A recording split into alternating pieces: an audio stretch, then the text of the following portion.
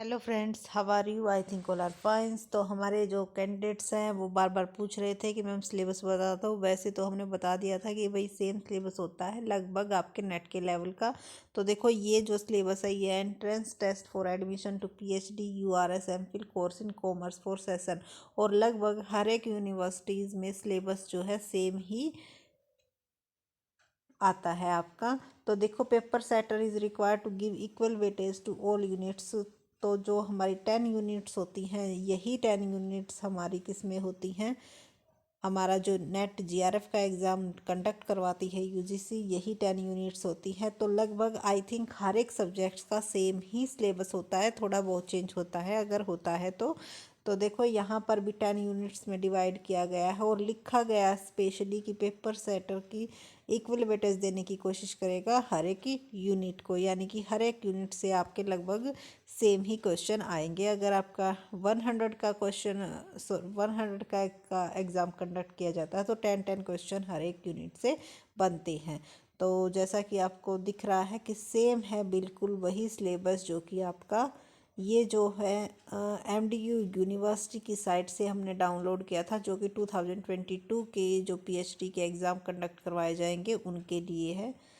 तो business finance में आप देख सकते हो को source finance, lease finance, cost of capital, time value of money, capital structure, capital budgeting decision, conventional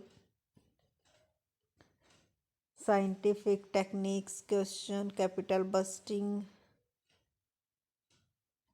analysis, working capital management, dividend decision theory and policies, risk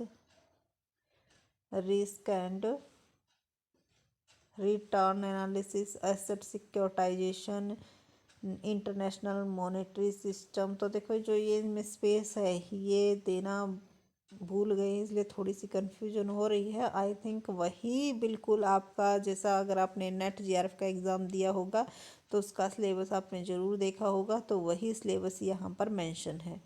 तो घबराने की ज़रूरत नहीं है। अगर आपने यूजीसी नेट की तैयारी अभी की है या फिर क्वालिफाइड किया है तो इस एग्ज़ाम को भी आप इजीली जो है क्वालिफाइड कर जाओगे। So thank you so much. और जो इसकी मेरिट लिस्ट तैयार होगी वो आपके ऑल ओवर स्कोर के बेस पर तैयार होती है, यानी कि जो जो स्कोर या यूनिवर्सिटी का मिलता है आपको, या फिर आपके जो ग्रेजुएशन पोस्ट ग्रेजुएशन के मार्क्स की परसेंटेज होती है और उसके साथ आपके एंट्रेंस एग्ज़ाम की परसेंटेज भी सभी मिलाकर आपकी जो है मेरिट लिस्ट तैयार होगी और फिर आपको जो है इंटरव्यू के लिए बुलाया जाएगा।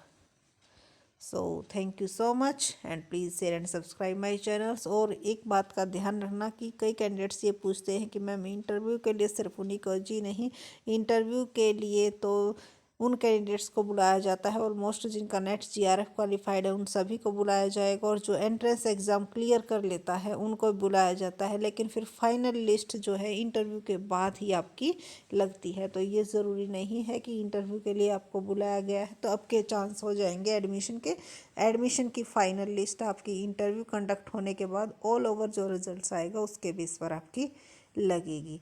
और अगर आपकी कोई भी क्वेरी है related to syllabus, related to interview, related to exams, तो आप कंफर्म कर सकते हो, कमेंट सेक्शन में बताइएगा। अगर उसका आंसर हमें मालूम होगा तो जवाब देने की कोशिश करेंगे ज़रूर। Thank you.